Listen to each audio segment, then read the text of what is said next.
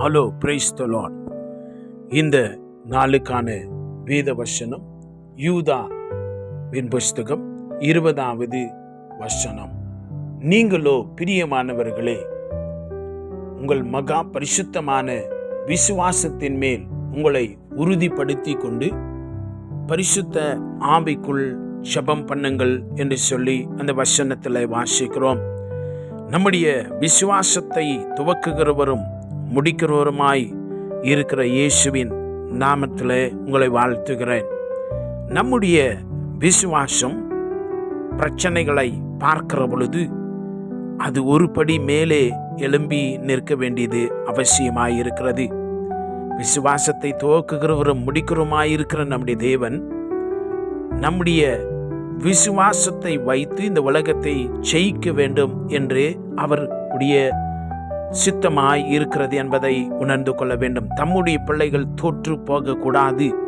வேதத்தில் வாசிக்கிறோம், நம்முடைய விசுவாசமே உலகத்தை ஜெயிக்கிற ஜெயமாய் இருக்கிறது.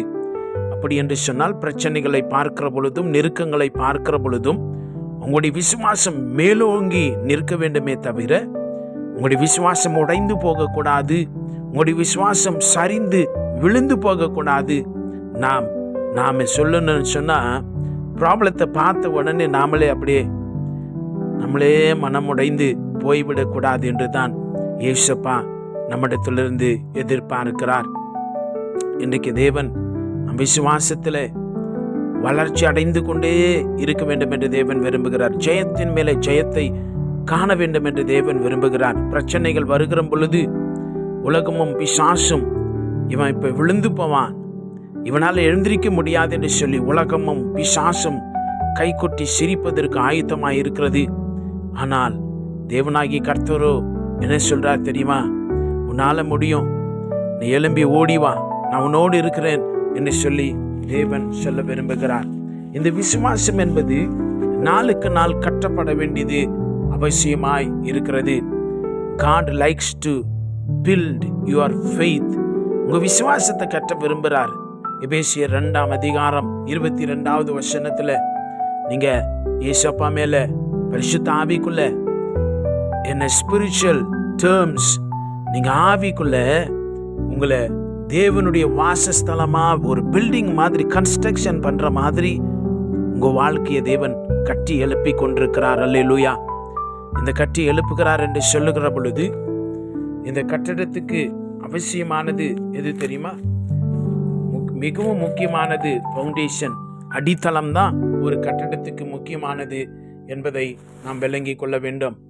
கிறிஸ்தவர்களும் சபையாரும் தேவனுடைய பிள்ளைகளாகிய நம்மை தேவன் அவ்விதமாகவே சொல்லியிருக்கிறார் என்பதை தெரிந்து கொள்ள வேண்டும்.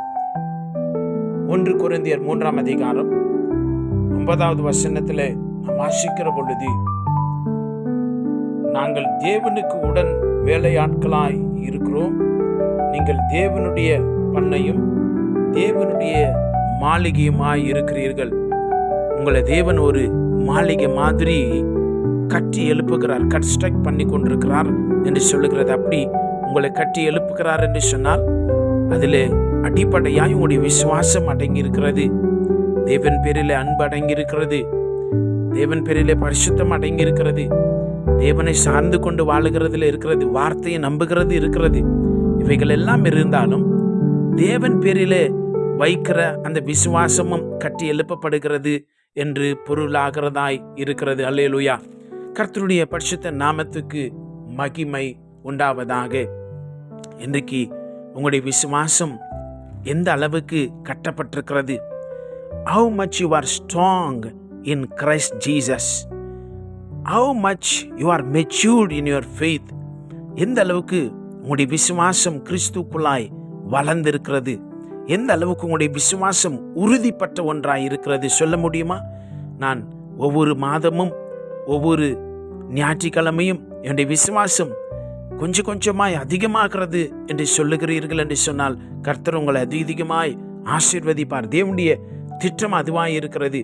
நாம் எது பேரிலே விசுவாசிக்கும் வைக்க வேண்டும் என்று சொன்னால் அந்த ஜீவனுள்ள வார்த்தைகளின் பேரிலே நாம் விசுவாசத்தை வைக்க வேண்டும் என்று வேதம் சொல்லுகிறது.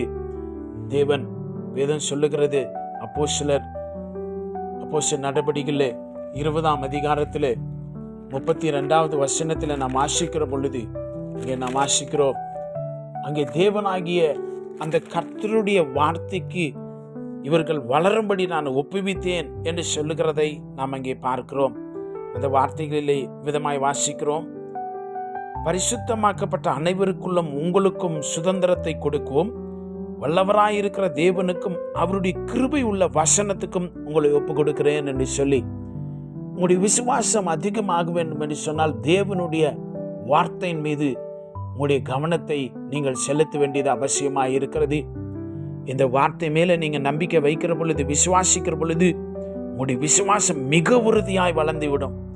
இப்போ நாம் பார்க்குறோம், டிவியில் நியூஸ் பேப்பரெல்லாம் படிக்கிறோம், கட்டிடங்கள் சரிந்து விழுகிறதை, புது கட்டிடங்கள் சரிந்து விழுகிறதை பார்க்கிறோம். என்ன காரணம் என்று பார்க்கிற பொழுது அதனுடைய அடித்தளம் சரியாய் அமைக்கப்படவில்லை, அதனுடைய ஃபவுண்டேஷன் சரியாய் அமைக்கப்படாததினாலே அந்த கட்டிடங்கள் இருந்து விழுதுகிறதா இருக்கிறது. இன்னைக்கு சிறிய கட்டிடங்களுக்கு சிறிய அளவிலே அடித்தளம் வேண்டும், பெரிய கட்டிடங்களுக்கு மிகவும் பெரிய ஆழமான அடித்தளம் வேண்டும். இன்னைக்கு ஏசப்பா, நீங்கள் விசுவாசத்தில் விழுந்து போகக்கூடாது. பல மடங்கு நாம் யூதாவின் புஸ்தகத்தில் வாசித்த பொழுது அந்த விசுவாசம் சொல்லப்பட்டிருக்குது. மகா பரிசுத்தமான விசுவாசத்தில் நீங்கள் உறுதிப்பட வேண்டும் என்று சொல்லி அந்த வசனத்தில் நாம் வாசித்தோம். அந்த விசுவாசத்தின் மேலே நீங்கள் உறுதிப்பட்டு பரிசுத்த ஆவிக்குள்ளாய் நீங்கள் ஜெபம் பண்ண வேண்டும் என்று சொல்லி வாசிக்கிறோம். ஏசப்பா தான் சொன்னார், என் வார்த்தையை ஒருவன் கேட்டு அவைகளின்படி செய்கிறவன் கண்மலையின் மேல் ஆழமாய் தோண்டி தன் வீட்டை கட்டினவன், எந்த பிரச்சனை வந்தாலும் எந்த கஷ்டங்கள் வந்தாலும் அவன் விழுந்து போக மாட்டான் என்று சொல்லி அந்த வார்த்தையிலே வாசிக்கிறோம். நீங்கள் விழுந்து போகக்கூடாது என்பது தேவனுடைய பரிபூரணமான சித்தமாக இருக்கிறது. நீங்கள் விசுவாசத்தில் உறுதியாக வளருங்க, அந்த வார்த்தையை நம்புங்க. அந்த வார்த்தைக்கு வல்லமை இருக்கிறது. அந்த வார்த்தை நீங்கள் நம்ப ஆரம்பிச்சிங்கன்னா அந்த வார்த்தையில் இருக்கிற அந்த வல்லமை உங்கள் விசுவாசத்தை வளர்த்து விடும். அல்லேலூயா.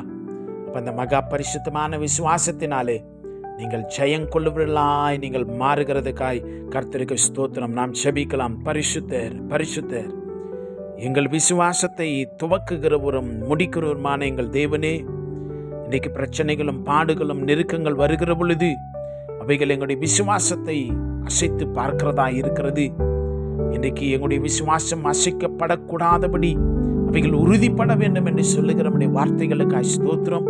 இன்றைக்கும் ஆவிக்குரிய வாழ்விலே இன்றைக்கு நெருக்கங்களையும் கண்ணீரின் பாதைகளும் போராட்டத்தின் பாதைகளையும் வியாதி படுக்கைகளை பார்க்கிற பொழுது உடைய பிள்ளைகளுடைய வாழ்விலே அசைவுகள் உண்டாயிருக்கும் என்று சொன்னால், விசுவாசத்தில் தோய்வுகள் உண்டாயிருக்கும் என்று சொன்னால், எங்களுக்கு தம்முடைய விசுவாசத்தை கொடுக்கிற விசுவாசத்தின் அதிபதியே நாங்களும் ஸ்தோத்தரிக்கிறோம்ப்பா. உடைய பிள்ளைகள் ஒவ்வொருவரையும் விசுவாசத்தில் நீர் உறுதிப்படுத்துவீராக. இவர்கள் உடைய பிள்ளைகளை கரம் பற்றி இந்த நாளிலே நீர் தைரியப்படுத்த வேண்டுமாய் நாங்கள் செபிக்கிறோம் ராஜா. நீர் வெற்றி தந்தீர், ஜெயம் தந்தீர், அதற்காய் ஸ்தோத்திரம். நாங்கள் ஆராதிக்கிறோம், நன்றி சொல்லுகிறோம். ஒவ்வொரு பிள்ளைகளையும் பாதத்தில் சமர்ப்பிக்கணும் ராஜா. இயேசு கிறிஸ்துவின் வல்லமை உள்ள நாமத்தில் செபிக்கிறோம் பிதாவே.